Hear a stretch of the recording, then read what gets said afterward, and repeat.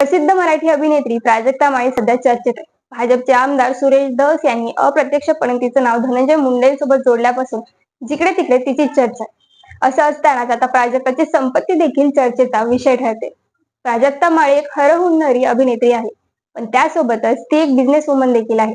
प्राजक्ताला चित्रपट आणि मालिका क्षेत्रात म्हणावं तसं यश मिळालं नसल्याने ती महाराष्ट्राची हास्य जत्रा या कॉमेडी शोचा अँकरिंग करते.